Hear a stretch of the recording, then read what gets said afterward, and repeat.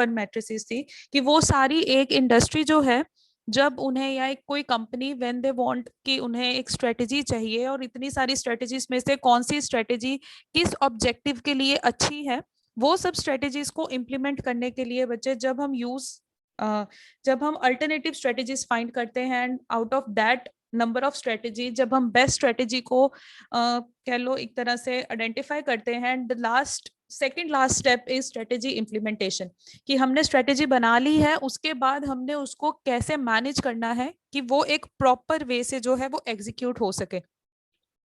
So strategy implementation is a term used to describe the activities within an organization to manage the execution of strategic plan. That is कि जो हमने strategic plan बनाया है कि इस तरीके से हमारा काम जो है वो होगा. मीन्स अगर हम एग्जाम्पल की बात करें कि सपोज हमने एक स्ट्रेटेजी बनाई है कि how we are going to increase और इनहांस आवर सेल, कि हमने अपनी सेल्स को कैसे इंक्रीज करना है. So our strategy is we need to improve our promotion, हमें एडवर्टीजमेंट है वो इम्प्रूव करनी पड़ेगी, हमें जो है वो एक टारगेट फिक्स करना पड़ेगा, उस टारगेट की तरफ हमें फोकस करना पड़ेगा. सो ऑल ये सब चीजें अचीव करने के लिए हमने एक स्ट्रेटेजिक प्लान फॉर्मुलेट किया है. अब वो स्ट्रेटेजिक प्लान जो हमने बनाया है हम उसे एग्जीक्यूट कैसे करेंगे, उसे कैसे हम मैनेज करेंगे, जो जो एक्टिविटीज हमने उस प्लान में इंक्लूड की है, all that procedure is called as a strategy implementation, that how we implement the strategic plan strategy which we formulate. So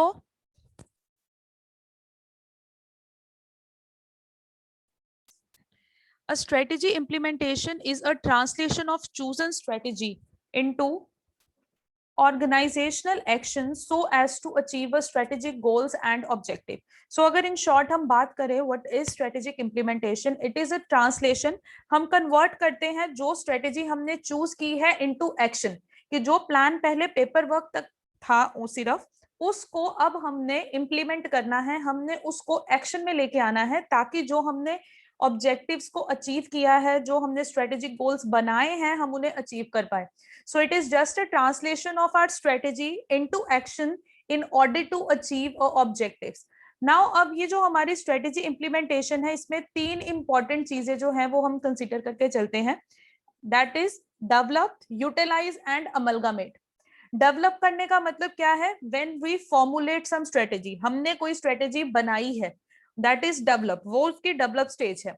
utilise करना मींस अब जो हमने उसमें हमारे रिसोर्सेज लगेंगे, जो हमारा मैन मटेरियल मशीनरी, जो भी हमारी चीजें उस एक्शन को जो उस प्लान को एक्शन में कन्वर्ट करने के लिए यूज होंगे, उन्हें ऑप्टिमल यूटिलाइज करना मींस जितनी उसकी कैपेबिलिटी है उतने हम उसे यूटिलाइज करेंगे. And the last is amalgamate. Amalgamate का मतलब होता है combine effort.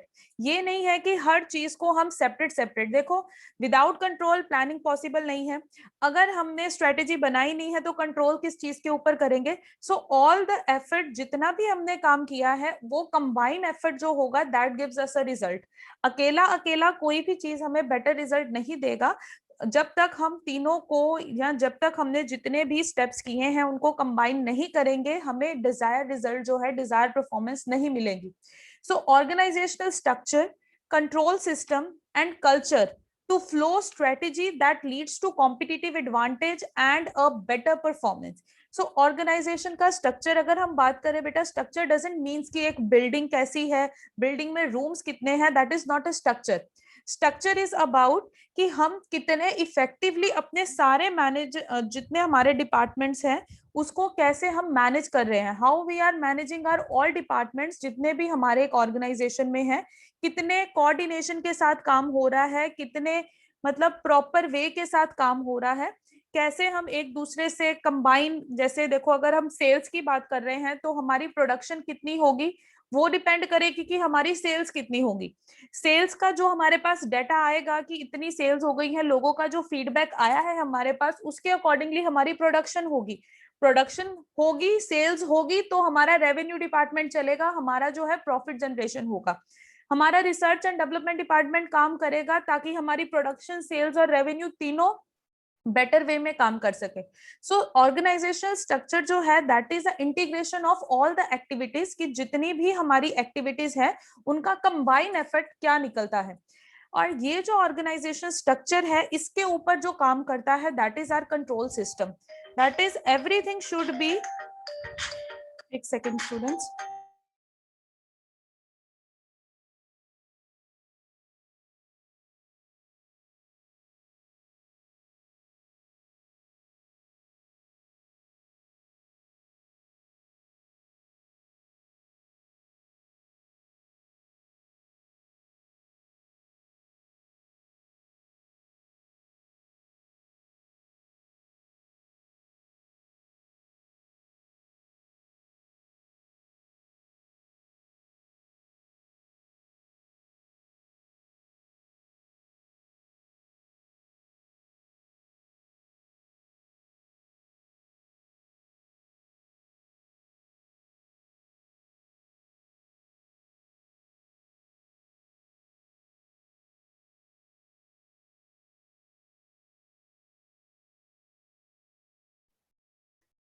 So organization structure, students. So basically how our organization works, that is our organization structure.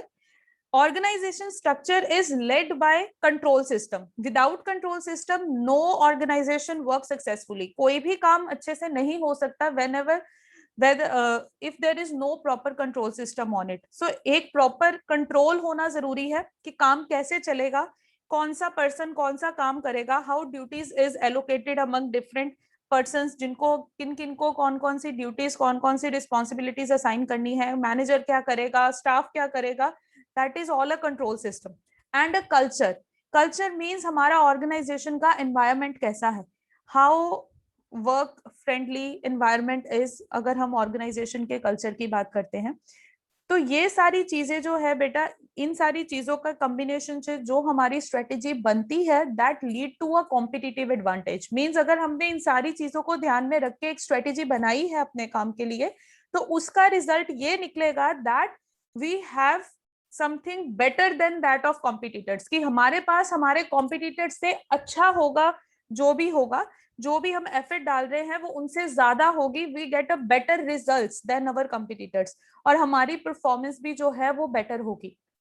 तो special value developing task and roles to the employ. So organization implement sorry जो हमारी strategy implementation है, और उसमें क्या आता है कि हमने जो अपने टास्क है, जो काम है, वो कैसे डिवाइड किए हैं अमंग आर एम्प्लॉयज, और कौन सा एम्प्लॉय कौन सा रोल प्ले कर रहा है. मीन्स अगर हमने टारगेट सेल्स को इंक्रीज करने का एक कह लो हमारा चैलेंज था, जिसके रिगार्डिंग हमने कोई स्ट्रेटेजी बनाई है, देन इन दैट केस कौन सा पर्सन हमारी एडवर्टाइजमेंट के लिए एफर्ट कर रहा है, कौन सा पर्सन हमारी जो है कस्टमर को कांटेक्ट करने की कोशिश कर रहा है, कौन सा पर्सन जो है वो डाटा कलेक्ट करेगा. ये सारी चीजें जो है हमने ये टास्क को डिवाइड किया है among a different employees. So special value developing task, कि हम अपने एम्प्लॉयज में स्किल्स जनरेट कर रहे हैं, ताकि उन्हें रोल्स दे रहे हैं कि वो कौन सा काम जो है वो करें, जिनसे हम अपने ऑब्जेक्टिव्स को अचीव कर पाए. And then is maximize efficiency, quality and customer satisfaction. Of course कोई भी हम स्ट्रेटेजी इंप्लीमेंट करेंगे, ये तीन चीजें उसका रिजल्ट होंगी. हमारा कस्टमर है जो हमसे सेटिस्फाई होगा, we are able to deliver them a better quality products, हम उन्हें अच्छे क्वालिटी के सामान दे रहे हैं, तभी वो हमसे सेटिस्फाई हैं. And with the maximum efficiency, कि जो भी हमारा काम है उसमें हमारी एफिशिएंसी लेवल, कि हम अपने काम को बेटर परफॉर्म कर रहे हैं, बेटर तरीके से कर रहे हैं, हमारे एम्प्लॉयज को जो रोल दिया जा रहा है, they are using that role in very, जैसे हम यूटिलाइज करना किसी चीज को, दैट ये देखो डेवलप में आपका फर्स्ट लाइंस जो है ये वाली वो डेवलप का पार्ट है. then special value developing task and role to employees is the part of utilize, and the last is amalgamate, that we had to create a combined effort of efficiency, quality and customer satisfaction. So in short, if I define what is strategy implement, so strategy implementation is just the implementation of goals or a plan. जो हमने बनाया था plan, उसको हमने implement किया है, उसको हमने एक्चुअल में एग्जीक्यूशन लेवल पे लेके आए हैं, ताकि हम काम को आगे फर्दर प्रोसीड कर सके. Then is organization control system. हमने अभी किया कि इसमें एक सेकेंड,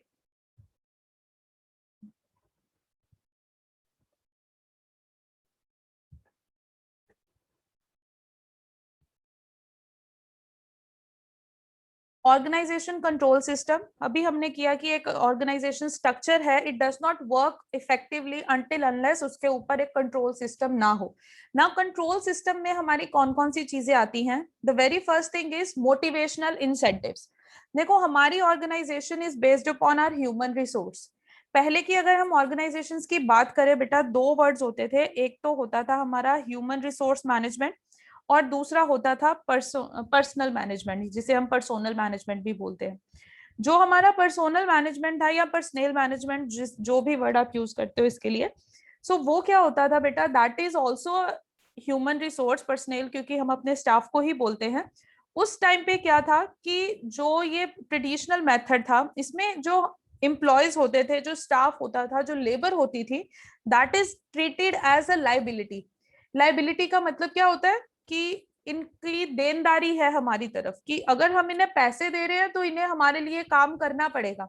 हम इनसे एक्स्ट्रा टाइम भी करवा सकते हैं, हम इनसे मतलब जितना टाइम मर्जी चले उतना टाइम हम उनसे काम करवा सकते हैं। और अगर कोई ऑर्गेनाइजेशन चाहती है कि वो एक बेटर तरीके से काम करे, तो सबसे पहले उसका स्टाफ, अगर वो मोटिवेट नहीं होगा, अगर वो अच्छे से उसको लगेगा नहीं कि ऑर्गेनाइजेशन उसका ध्यान रख रही है, वो अपना 100% एफर्ट जो है वो कभी नहीं डालते अपने काम पे। सो ये जो पर्सनल मैनेजमेंट है, ये कन्वर्ट हुई एचआरएम में, ह्यूमन रिसोर्स मैनेजमेंट में। और ह्यूमन रिसोर्स मैनेजमेंट में जो एम्प्लॉयर है उसको एज अ एसेट रिगार्ड किया जाता है। एज अ एसेट रिगार्ड करने का मतलब क्या है? एसेट का मतलब है कि आज अगर मैं इस चीज में इन्वेस्ट करूंगी तो मुझे इन फ्यूचर इस चीज से फायदा होगा। देखो, हम कोई घर खरीदते हैं, दैट इज अ एसेट। मैंने आज कोई जगह खरीदी है, मींस मैंने उस चीज में अपने पैसे लगा दिए हैं, और जब मैं उसे 10 या 20 साल बाद बेचूंगी तो वो मुझे फायदा दे रहे हैं। अगर हम एम्प्लॉयज की बात करें, आज मैं अपने एम्प्लॉय को सैलरी दे रही हूँ, मैं उन्हें एक अच्छी वर्किंग कंडीशन प्रोवाइड कर रही हूँ, उन्हें इंसेंटिव, मोटिवेशनल, अगर वो अच्छा काम कर रहे हैं उन्हें अप्रिसिएशन मिल रही है। मेरा एम्प्लॉय अगर मेरे से सेटिस्फाई है, देन उसे लगेगा कि हाँ, ये ऑर्गेनाइजेशन उसकी है, और वो अपने डबल मोटिवेशन लेवल से जो है वो काम करना स्टार्ट करते हैं। और उनका जो मोटिवेशन लेवल है उनकी एफिशिएंसी को इंक्रीज करता है, तो ओवरऑल जो हमारी ऑर्गेनाइजेशन के प्रॉफिट्स हैं वो बढ़ते हैं। सो ऑर्गेनाइजेशन कंट्रोल सिस्टम जो है उसकी फर्स्ट चीज है मोटिवेशनल इंसेंटिव्स, कि हमें अपने एम्प्लॉयज को मोटिवेट करना पड़ेगा।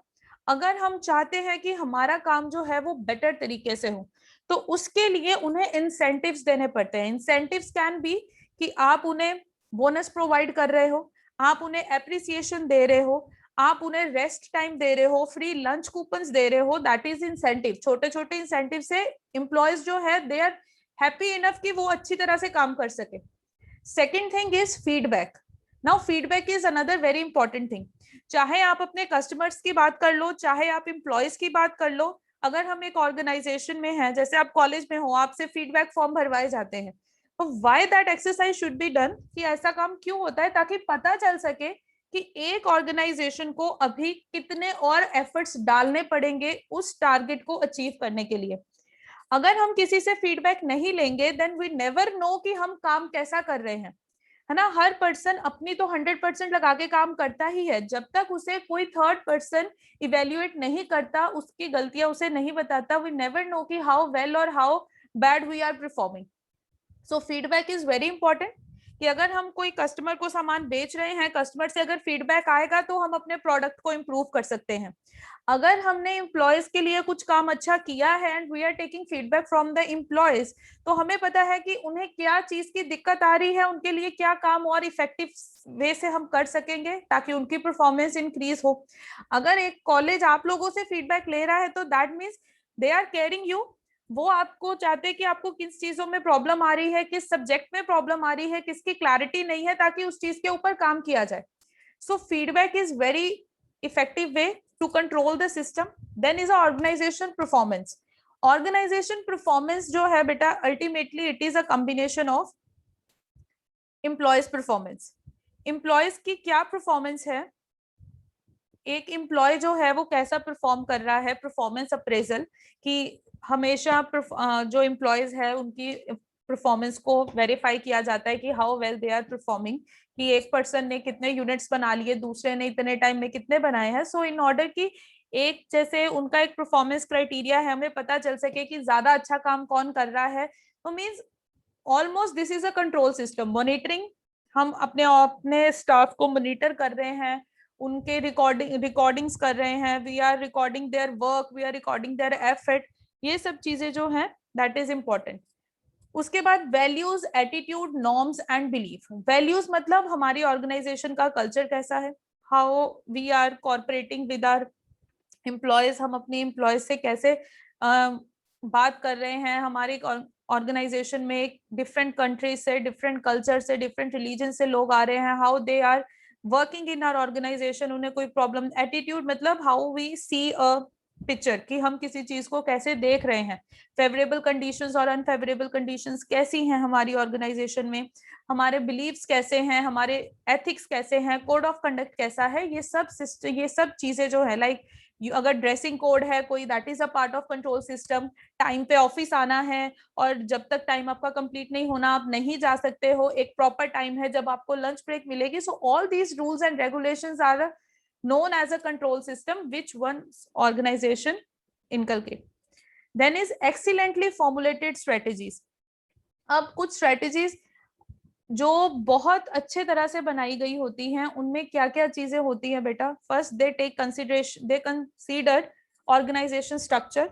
वो अपने ऑर्गेनाइजेशन के स्ट्रक्चर को, कि हमारे ऑर्गेनाइजेशन में कितने डिपार्टमेंट्स है, कितना स्टाफ है वहां पे काम कर रहा है, how well they are performing, उस हर चीज को ध्यान में रखते हैं। Then they have a very good reward structure. Reward structure मतलब जो बेटर परफॉर्म करेगा that person is getting reward, उसे रिवॉर्ड मिलेगा। जो नहीं कर रहे हैं बेटर परफॉर्मेंस, वो उनको देख के मोटिवेट होंगे, in order to gain that reward वो अच्छे से काम करना शुरू करेंगे।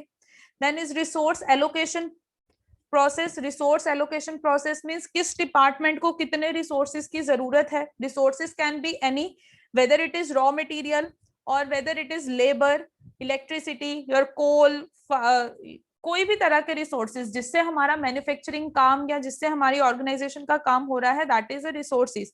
एंड अगर हमारा रिसोर्स एलोकेशन प्रोसेस जो है वो बेटर होगा तो इसका रिजल्ट है the strategy which we formulate works in very effective way. यहां तक क्लियर है सबको कि स्ट्रेटेजी इंप्लीमेंटेशन होता क्या है? यहां तक समझ आया सबको? Yes. The strategy implementation possesses a threat to many managers and employees in an organization. New power relationship are predicted and achieved. सो बेटा स्ट्रेटेजिक इम्प्लीमेंटेशन जो है, यहाँ पे इन्होंने एक लाइन लिखी है, it poses a threat to many managers and employ in organization, कि अगर कोई स्ट्रेटेजी को हमने प्रॉपरली इम्प्लीमेंट नहीं किया तो उस केस में बच्चे इतना उस स्ट्रेटेजी के ऊपर काम करना that is of no use, कि उसका कोई मतलब नहीं है कि हमने पहले इतना टाइम लगा के एक प्लान बनाया है और जब उसे प्रॉपरली इम्प्लीमेंट ही नहीं कर पाए तो that is that sometimes causes threat to many managers और employees। तो मतलब कई बार मैनेजर्स को उसके लिए डिमोट किया जा सकता है, ऑर्गेनाइजेशंस के एम्प्लॉयज हैं उनको उस चीज के लिए, जैसे अगर अच्छा काम करेंगे तो रिवॉर्ड्स मिलेंगे और अगर बैड काम करेंगे तो ऑफ कोर्स आपको उस काम के लिए जो डेप्रिसिएशन है वो आपको इम्पोज करनी ही पड़ेगी। सो स्ट्रेटेजी इंप्लीमेंटेशन, कि आपने सारा काम सही करके अगर स्ट्रेटेजी को प्रॉपरली इंप्लीमेंट नहीं किया है then it is it possesses a threat to manager as well as organization. New power relationships are predicted and achieved, क्योंकि जब हम बच्चे कोई स्ट्रेटेजी को इम्प्लीमेंट करते हैं तो उससे हमारे नए ग्रुप्स मतलब वो लोग जो पहले कभी हमने नोटिस नहीं किए थे, अब वो बड़े अच्छे से काम कर रहे हैं, चाहे वो फॉर्मल ग्रुप हो चाहे वो इनफॉर्मल ग्रुप हो, उनके बारे में जानने को मिलता है, उनसे अच्छे रिलेशनशिप्स मिलते हैं। हम किसी कस्टमर से पहले नहीं मिले थे, हम उनको मिल रहे हैं, सप्लायर्स जिनको हम नहीं जानते थे उनको अब हम जान रहे हैं, हमारे पार्टनर्स हो गए, हमारे स्टेक होल्डर्स हो गए, इन्वेस्टर्स हो गए। तो कई रिलेशनशिप्स जो हैं वो बनते हैं, कई ग्रुप्स जो हैं वो बनते हैं जिनके बारे में हमें पहले नहीं पता होता था। With this process, with a change in power and status role, the manager and employee may employ confrontation behavior।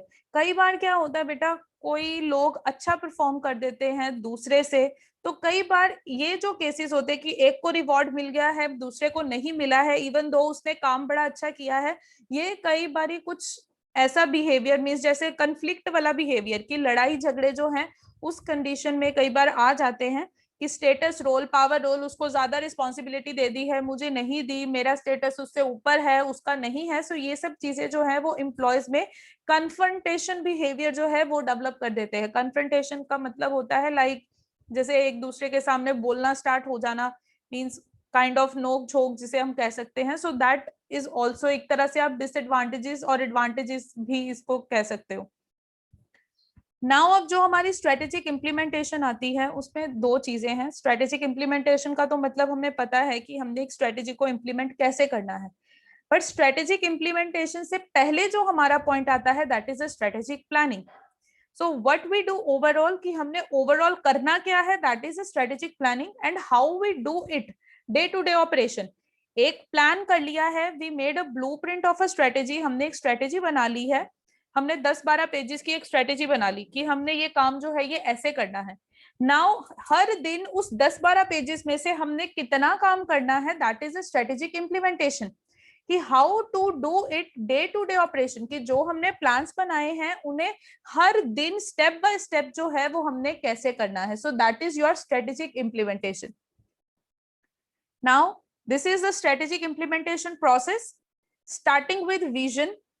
Then vision मतलब हम बेसिकली अगर हम स्ट्रेटेजी को डिफाइन करें तो स्ट्रेटेजी होती क्या है, it is a vision of desire, कि हम डिजायर पोजीशन, कि हमने जो ऑर्गेनाइजेशन है, आज हमारी ऑर्गेनाइजेशन यहाँ खड़ी है और हम 15 साल बाद अपनी ऑर्गेनाइजेशन को यहाँ लेके आना चाहते हैं, इस पोजीशन पे देखना चाहते हैं। सो उसके लिए जो हम स्ट्रेटेजी बनाएंगे that is our strategy planning. So vision मतलब देखने का नजरिया, या विजन हम कह सकते हैं दूर का देखना, दूर का सोचना, to forecast something. So basically vision is your first step. After vision the second thing is a strategy, कि हमने स्ट्रेटेजी बनानी है। देन स्ट्रेटेजी जब हमने बना ली है, then implementation plan, then is our implementation, कि हमने उसको इम्प्लीमेंट कैसे करना है। अब इम्प्लीमेंटेशन प्लान में हमारी तीन चीजें जो हैं वो आएंगी। The very first is accountabilities. Accountabilities मतलब हमारी रिस्पॉन्सिबिलिटीज, कि कौन सा पर्सन किस काम के लिए अकाउंटेबल होगा, कि कौन सा पर्सन जो है वो कौन सा काम करेगा, which person is responsible for a specific work which is assigned to them और हिम। Then is deadlines. अब ये नहीं है कि काम हमने दे दिया है तो इसका मतलब आपके पास पूरा एक साल है कि आप उसको आराम से करो। There must be a deadlines, कि हाँ अगर 5 दिन में ये काम खत्म होना चाहिए, उसके बाद हम नेक्स्ट स्टेप करेंगे। Without deadline this is a control system. ये कंट्रोल सिस्टम जो है ये करना जरूरी है। डेडलाइंस आर मैंडेटरी, अगर डेडलाइंस नहीं देंगे तो हमारा काम जो है वो इफेक्टिव वे से नहीं होगा। And then is a ownership. Ownership का मतलब है कि रिस्पॉन्सिबिलिटी किसकी है, कि हमने जो असाइन कर दी है duties, that is a ownership, कि हमने अगर कह दिया कि इस काम को मैनेज करना है, ये काम को ये देखेगा, means he is a responsible person for that particular work. और ये सारे जो तीनों चीजें हैं ये तभी इफेक्टिवली काम करेंगी when there is a monitoring system. जब यहाँ पे मॉनिटरिंग सिस्टम होगा, एक परफेक्टली वर्किंग मॉनिटरिंग सिस्टम। और ये जो है अगेन मॉनिटरिंग सिस्टम जो भी मॉनिटर करेगा, it also help in adjusting the strategies. उसके अकॉर्डिंगली हम अपनी स्ट्रेटेजीज को एडजस्ट कर सकते हैं, हम अपनी स्ट्रेटेजीज को मॉडिफाई कर सकते हैं। सो basically vision involves strategy, then strategies help in communicating the implementation plan. The implementation plan comprises of accountabilities, deadlines and ownership, and all these three work effectively with the help of a monitoring system. So ये आपका जो सारा है that is a strategic implementation process, कि कैसे एक strategy को implement किया जाता है। So now strategy formulation and implementation। बच्चे यहाँ पे जो है दो डिफरेंट चीजें हैं और इसका जो डिफरेंस है that is also important, the difference between strategy formulation and strategy implementation. अब अगर हम फॉर्मुलेशन की बात करते हैं तो फॉर्मुलेट करने का मतलब होता है टू फॉर्म, कि हम कोई चीज बना रहे हैं, टू डेवलप और to formulate something, that is called as a strategic formulation. और अगर हम स्ट्रेटेजिक फॉर्मुलेशन की बात कर रहे हैं तो यहाँ पे हम क्या कर रहे हैं, हम स्ट्रेटेजी बना रहे हैं। एंड स्ट्रेटेजी इंप्लीमेंटेशन, की स्ट्रेटेजी बनाई है और स्ट्रेटेजी को इंप्लीमेंट किया है. These two are a separate words. So strategy implementation, wait, so strategy formulation and strategy implementation are different and it needs to be sound and excellent.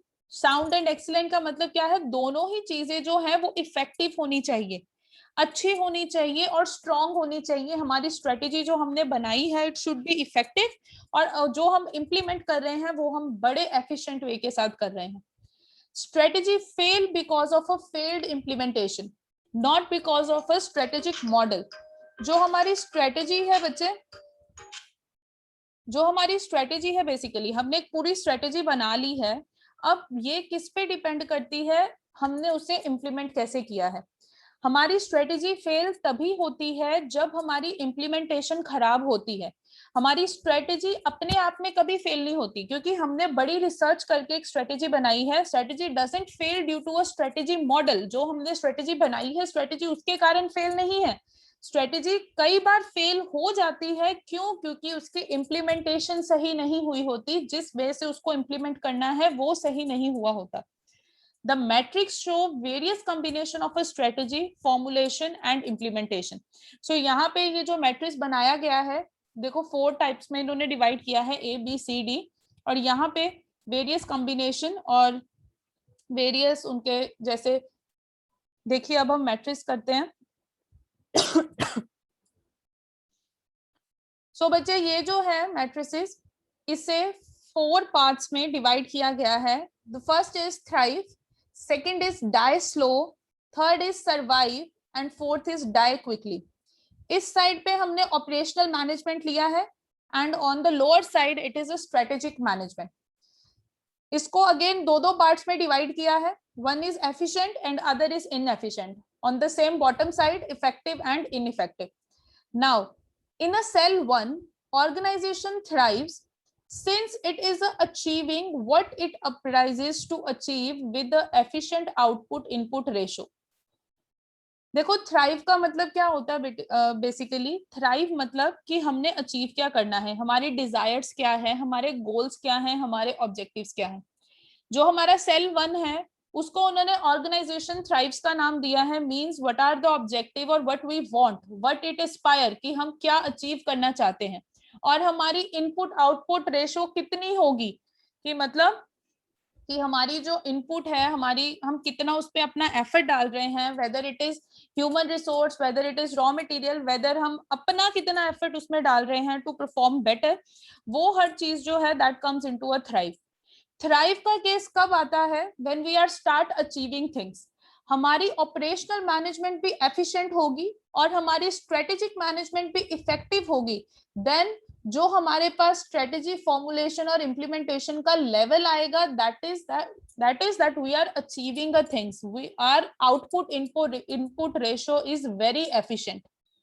दूसरा जो है cell, where in cell 2 and cell 4 organization is doomed unless it can establish a strategic direction. अगर हम इन दो sales की बात करें, पहले सेकंड सेल में देखिए डाई स्लो.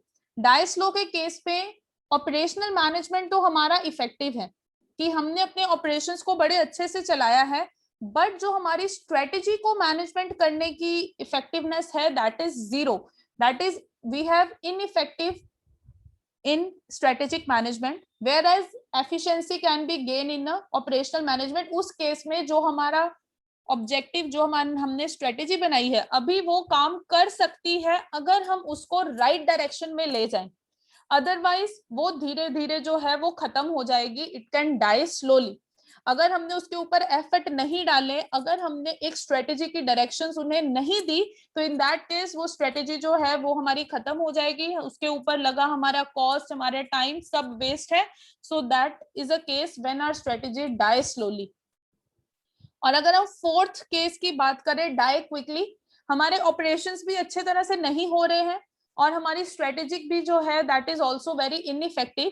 ना हमारे ऑपरेशन सही है, ना हमारी स्ट्रेटेजी सही है, तो उस केस में तो किसी स्ट्रेटेजी के जिंदा रहने की कोई कंडीशन ही नहीं बनती, so that is a case where our strategy die very quickly, उसी समय हमारी स्ट्रेटेजी जो है वो खत्म हो जाएगी. Now in the cell 3, strategic direction is present to ensure effectiveness even if rather too much input is being used to generate output. Thus, to be effective is to survive, whereas efficiency is not sufficient for survival. अब अगर हम cell number 3 की बात करें, cell number 3 में क्या है कि हमारी स्ट्रेटेजिक मैनेजमेंट जो है that is very effective, but हमारी ऑपरेशनल मैनेजमेंट जो है दैट इज इनइफेक्टिव. इसका मतलब क्या है, ऑपरेशंस में ज्यादा एफर्ट लग रहा है हमारा आउटपुट जनरेट होने के लिए. मतलब कि हम अगर आउटपुट को अपने जनरेट करना चाहते हैं, उस केस में जो हमारा एफर्ट है, हमें अपने इनपुट्स जो हैं वो ज्यादा डालने पड़ेंगे. Much inputs are used in order to generate output. तो उन्होंने क्या कहा बेटा, अगर thus to be effective is to survive whereas efficiency is not sufficient for survive. कि अगर हम अकेले efficiently काम करें that is not enough. effective होना is, अगर तो हमारी कंपनी इफेक्टिव है that is कि हम सरवाइव कर सकते हैं, हम ज्यादा एफर्ट डाल के भी अपने काम को जनरेट, इनपुट जो है जनरेट कर सकते हैं. बट दूसरे साइड पे अगर हम ये देखें कि हम एफिशिएंट हैं बट हम इफेक्टिव नहीं हैं, तो उस केस में अगर हम अच्छा काम नहीं करेंगे, हम अपनी स्ट्रेटेजी को डायरेक्शन नहीं देंगे, तो हमारी स्ट्रेटेजी जो है वो खत्म हो जाएगी. बच्चे ये जो आपका स्ट्रेटेजिक फॉर्मुलेशन इंटर रिलेशनशिप है, ये सारे बैठ के रीड करो, साथ में ये डायग्राम को देखो, और फिर मुझे इसमें अगर किसी को कोई भी डाउट है तो प्लीज मेरे से पूछ लो. आपको मैं इसके लिए 2 मिनट्स दे रही हूँ. Read it and try to understand it, और मैंने पूछना है फिर सबसे.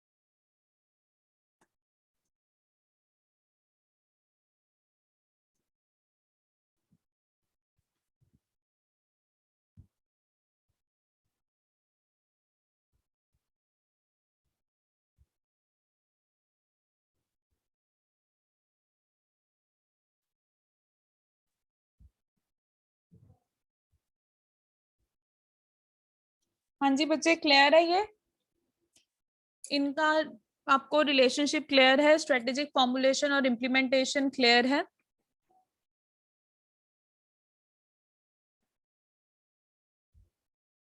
हाँ जी क्लास, यस और नो, आगे चले.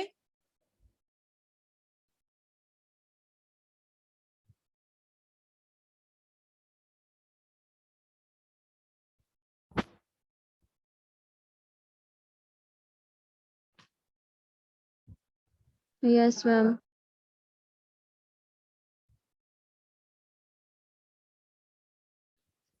Now the next thing is issues in strategy implementation.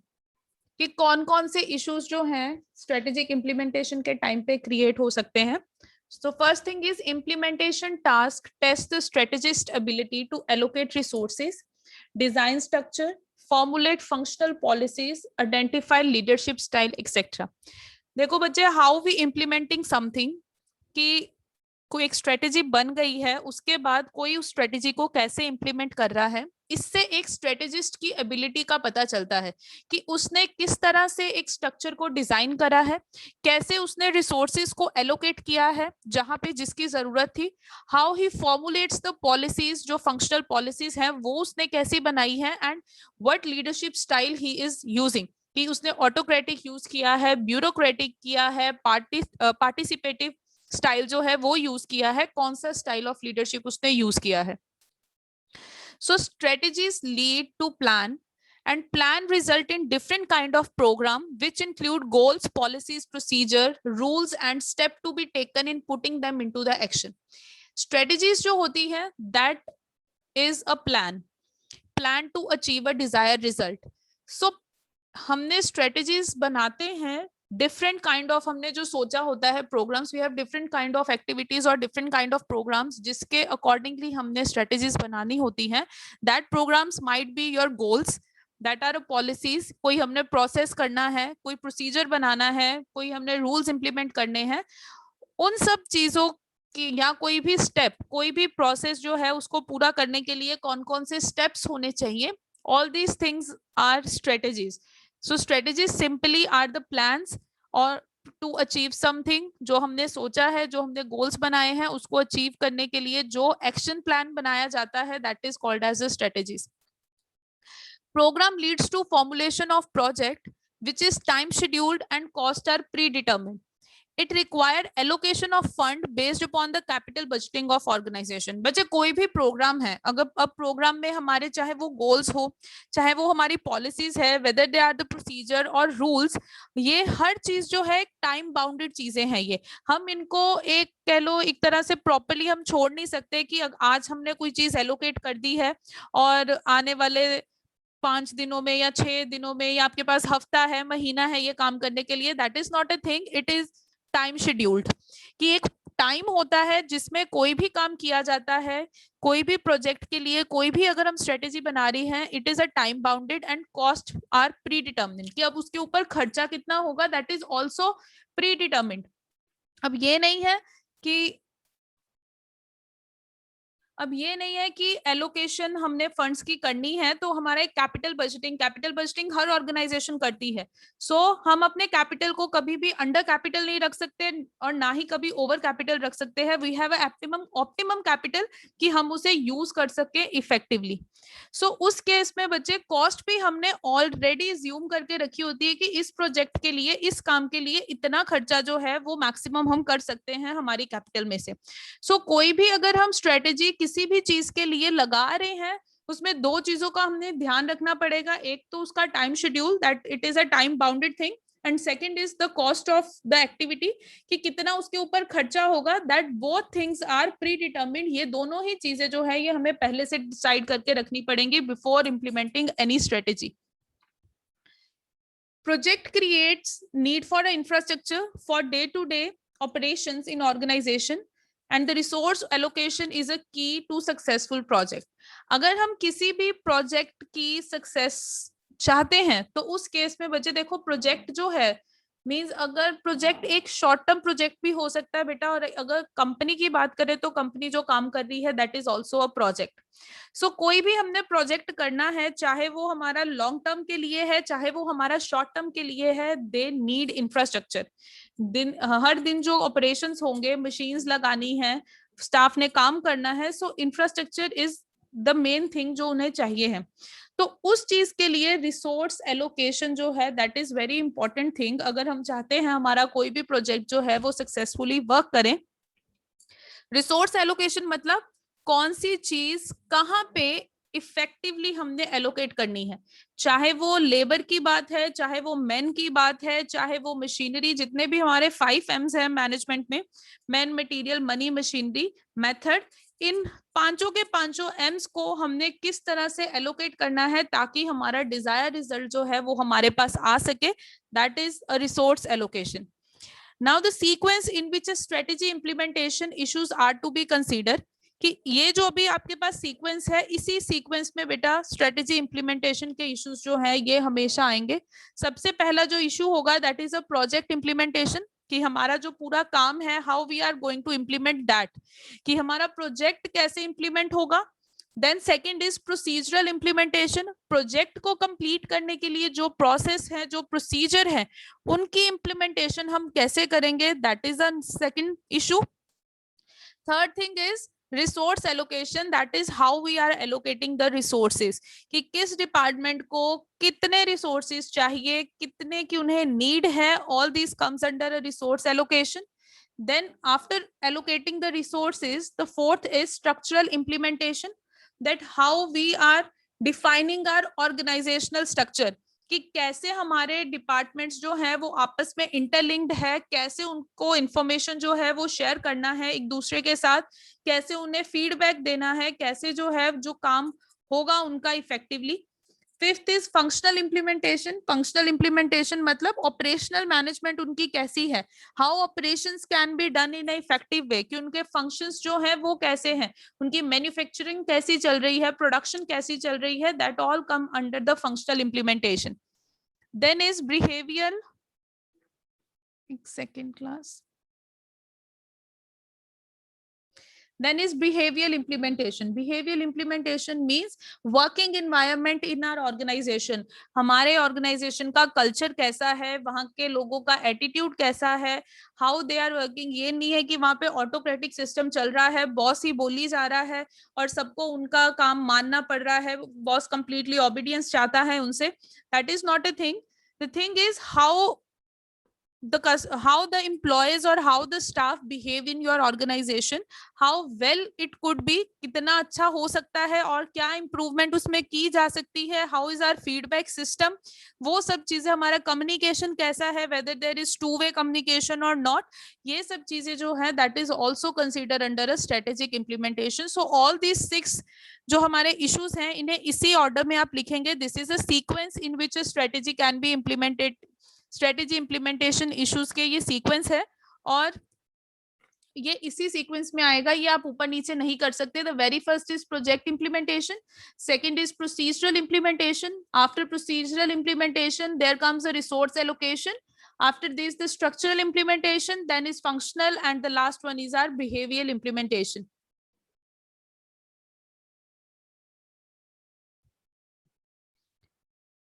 Transition from strategy formulation to strategy implementation requires shift in responsibility from strategist to divisional and functional manager, and their involvement should be maximized during a strategy formulation।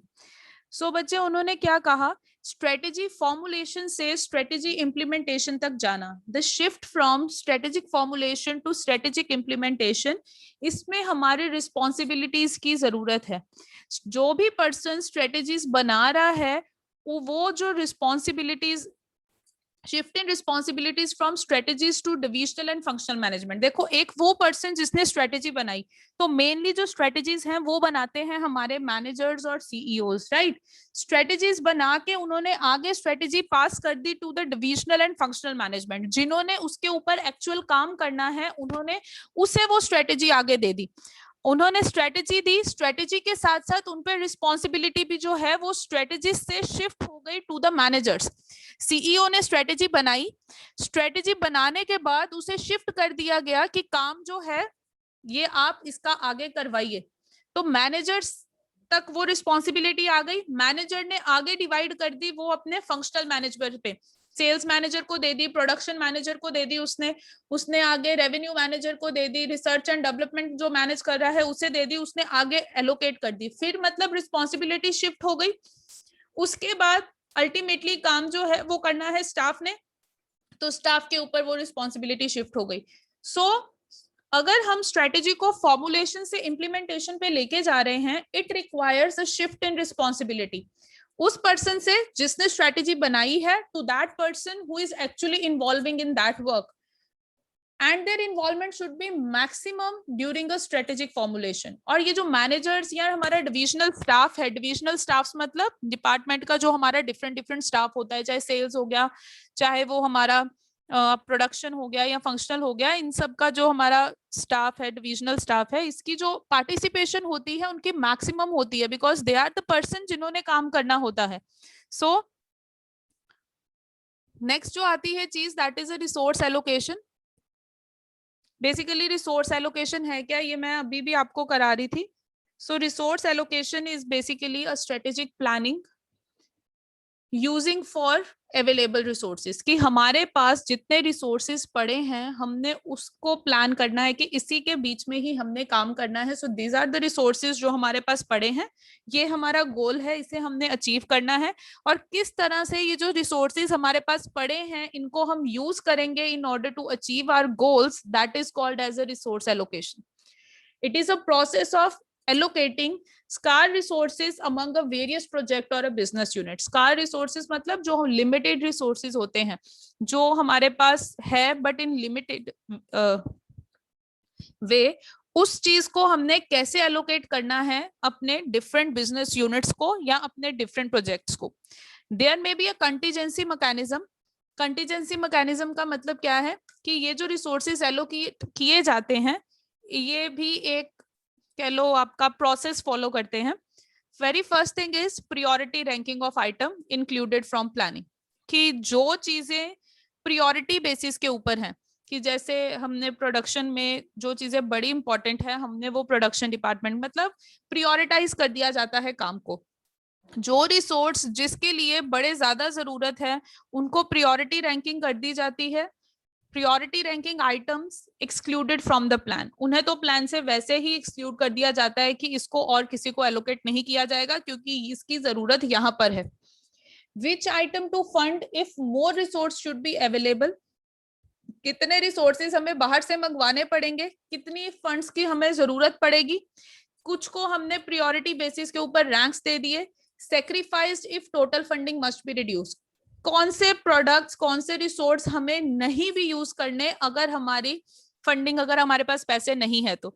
देखो ये इसके लिए भी mechanism होते हैं, जैसे आपने अगर मैन अकाउंटिंग में पढ़ा हो ABCD मैकेनिज्म होता है, वाइटल मैकेनिज्म होता है, कि मतलब जो चीज हमारे पास जरूरी है जिसके बिना हमारा काम नहीं चल सकता वो चीज हम अपने पास रखेंगे, जिसको अभी थोड़े टाइम के लिए हम अपने पास होल्ड करके रख सकते हैं कि ठीक है अगर ये नहीं भी होगा तो हमारा काम चल रहा है, उसको हम सेक्रीफाइस कर सकते हैं ताकि जो हमारे पैसे हैं वो कम लगे, हमें वहां पे ज्यादा फंडिंग की जरूरत ना हो। सो रिसोर्स एलोकेट करने में भी जो है वो स्ट्रेटेजी बनानी पड़ती है, इसलिए इसको हम स्ट्रेटेजिक प्लानिंग बोलते हैं basically. There are number of approaches to solve the resource allocation problem. काफी सारे मेथड्स हैं जिससे रिसोर्स एलोकेशन की जो प्रॉब्लम है उसको सॉल्व किया जा सकता है। The very first thing is a manual approach. Manual approach मतलब हम हाथ से मतलब खुद जाके हम डिवाइड कर रहे हैं रिसोर्सेज को, that is a manual approach. Then is a algorithm approach. Algorithm approach होता है बेटा बाय ड्रॉइंग चार्ट्स, हम ग्राफ्स बना रहे हैं, हम चार्ट्स बना रहे हैं, उससे हम देख लेते हैं कि कौन से डिपार्टमेंट को किस चीज की अभी जरूरत है, किस चीज की अभी जरूरत नहीं है, उस हिसाब से हम कर सकते हैं। And the last is a combination of both, कि हम मैनुअली भी काम कर रहे हैं, हम खुद भी काम कर रहे हैं, खुद उसकी डिवीजन भी कर रहे हैं। On the other hand we are also preparing a algorithm और प्रिपेयरिंग अ चार्ट्स, की हाँ हम वहां से चेक कर रहे हैं कि कौन से डिपार्टमेंट को किसकी जरूरत है। सो एक सेकेंड।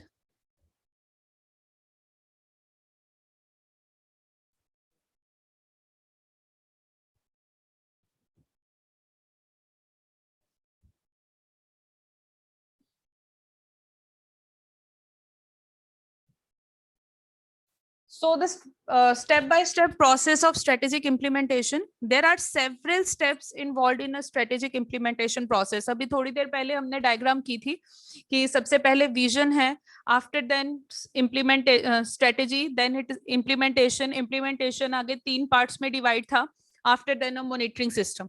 सो वो जो हमने प्रोसेस किया है एक तरह से अब हम स्टेप बाय स्टेप प्रोसेस करेंगे कि हमारी स्ट्रेटेजिक इम्प्लीमेंटेशन एक्चुअल में होती कैसे है।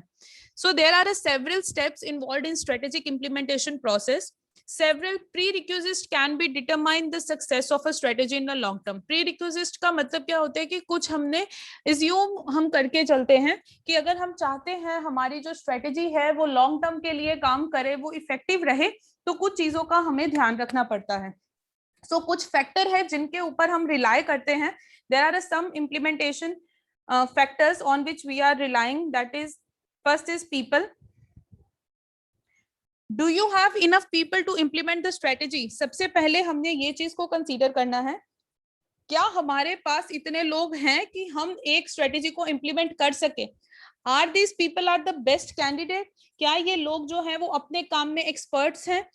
You need the current employee to demonstrate the required skill and competencies. आपको ये चीज देखनी है कि आपने एक स्ट्रेटेजी को इम्प्लीमेंट करना है तो आपके पास जितने एम्प्लॉयज हैं वो कैसे अपने स्किल्स को, कैसे अपनी कैपेबिलिटीज को डेमोन्स्ट्रेट करते हैं कि how effectively they are doing their work. The second thing is resources.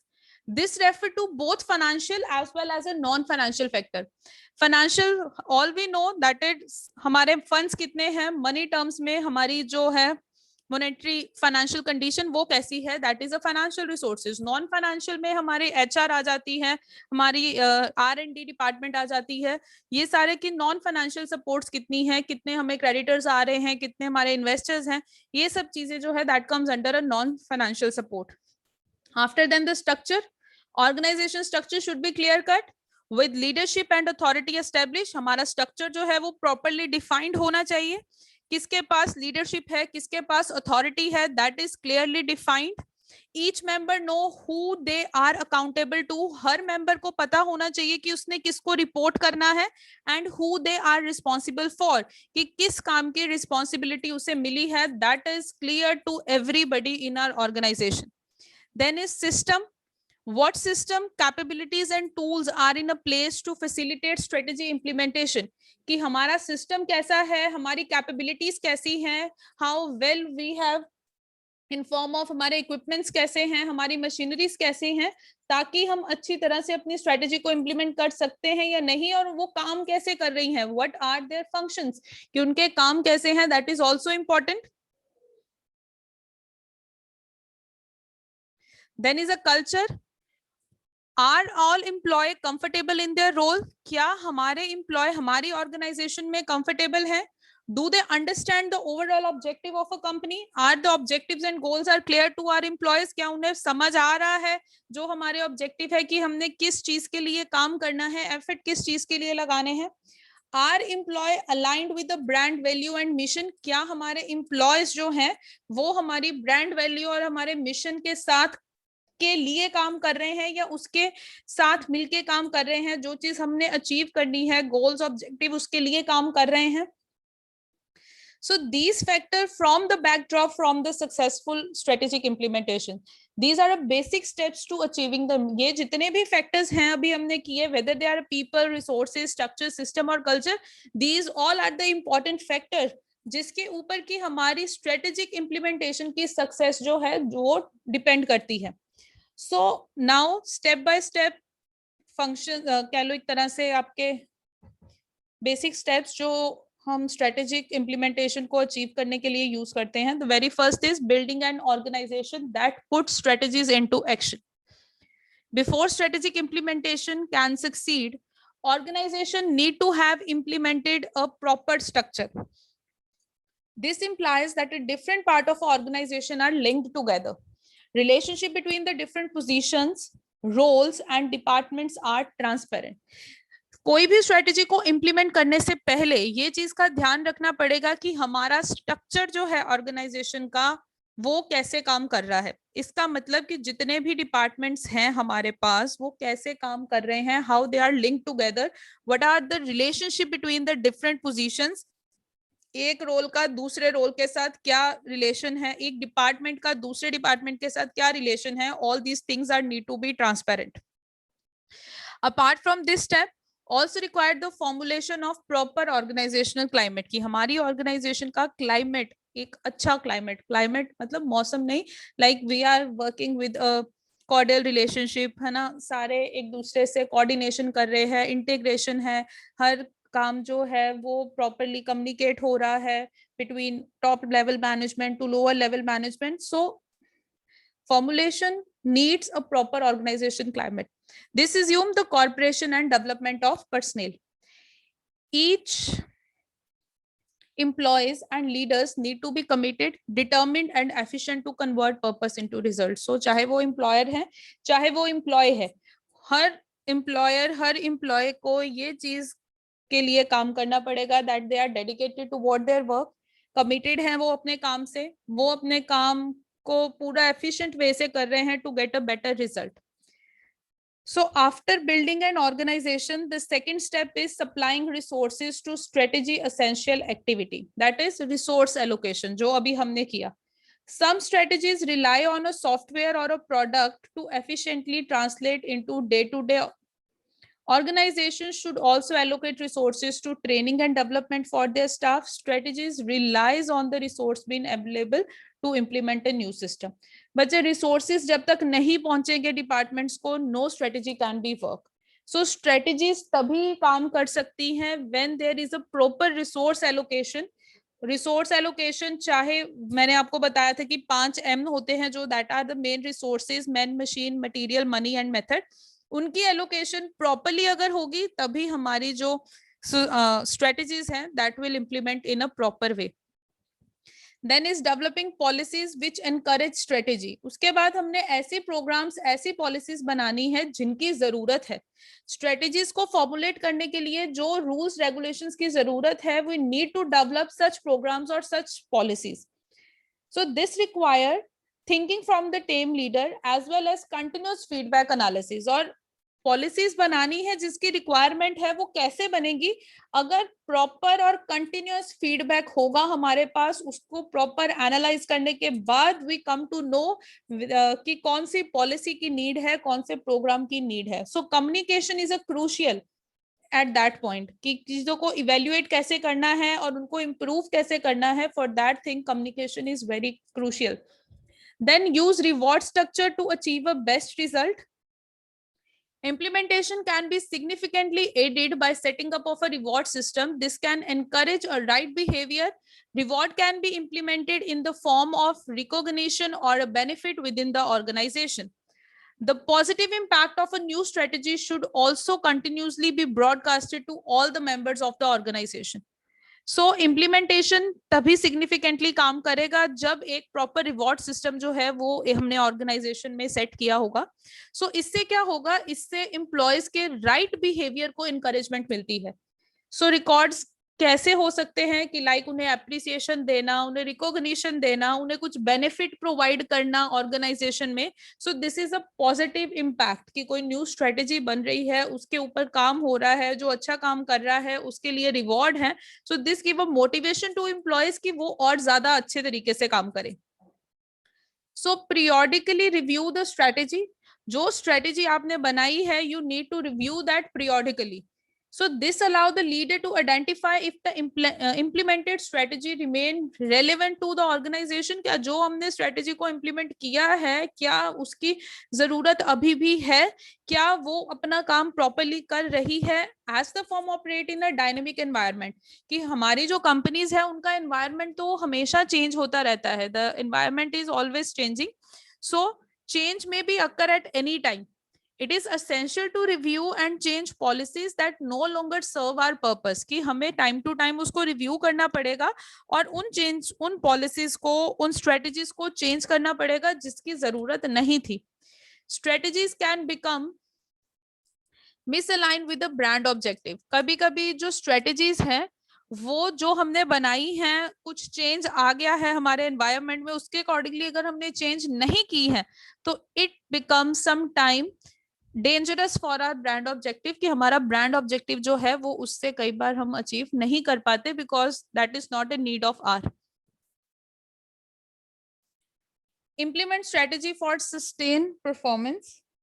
Strategy implementation is essential to pushing organization towards their bigger objective. To make significant improvement, behavior and process need to be universally adopted. अगर हम चाहते हैं कि हमारी strategy जो है वो implement हो अच्छे से और वो हमें प्रॉपर जो रिटर्न है वो दे, तो इसके लिए सिग्निफिकेंट इम्प्रूवमेंट्स की जरूरत है. ये नहीं है कि स्ट्रेटेजी बना के हम बैठ गए हैं, ना हमने मॉनिटर की है, ना हम उसको चेक कर रहे हैं, ना फीडबैक ले रहे हैं. So it need a significant improvement because we are working in a dynamic environment. और किसी भी टाइम चेंज अगर हो रहा है means we need very strict monitoring कि काम कैसे हो रहा है. हमें बिहेवियर को देखना पड़ेगा कि हमारे एम्प्लॉयज जो है वो कैसा काम कर रहे हैं और वो प्रोसेस जो कि यूनिवर्सली अडॉप्टेड है, universally adopted means they are adopted in every organization. If you have an objective in mind, service brand global can help to implement. ये एग्जाम्पल है बच्चे की, लाइक अगर आप कोई ऑर्गेनाइजेशन में जैसे स्ट्रेटेजीज बना रहे हो, तो service brand global it is a kind of organisation which help in maintaining और which help in formulating a better strategies की आज के टाइम पे देख के सारा जो एनवायरनमेंट चल रहा है, जो काम चल रहा है, जैसे ब्रांड्स की अप्रोचेस है, they can create they can help you in improving you a long term goals. So ये सब चीजें जो हैं रिक्वायर्ड हैं कि आप कैसे, मतलब बेसिकली अगर कोई स्ट्रेटेजी प्रॉपरली इंप्लीमेंट नहीं होगी देन उसकी जो time is very important for that. अगर हमने स्ट्रेटेजी बनाई है बट जिस टाइम उसकी जरूरत है हमने उस टाइम उसे इंप्लीमेंट नहीं किया, अगर इंप्लीमेंट किया भी है तो उसे प्रॉपरली रिव्यू नहीं किया, सो इन दैट केस जो हमारी स्ट्रेटेजी है उसका कोई खास फायदा नहीं होगा. It is of no use कि स्ट्रेटेजी जो है वो कैसे हमारी काम करेगी. सो बच्चे स्ट्रेटेजिक इंप्लीमेंटेशन क्लियर हुआ सबको? हाँ जी, किसी को डाउट बच्चे यहाँ तक? हाँ जी स्टूडेंट्स, नो मैम. यहाँ तक क्लियर है सबको? स्ट्रेटेजिक इंप्लीमेंटेशन है क्या?